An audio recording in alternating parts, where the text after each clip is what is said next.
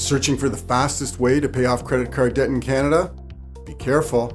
Some quick fixes can actually make things worse. Let's talk about the real strategies that work and how you can avoid common traps. First, avoid so-called fast solutions like payday loans or high-interest consolidation loans. They can leave you deeper in debt.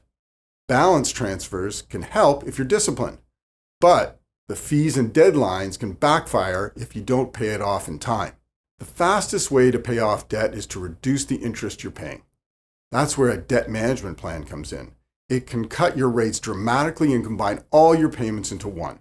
Next, throw any extra cash at your debt, tax refunds, bonuses, even selling unused items online.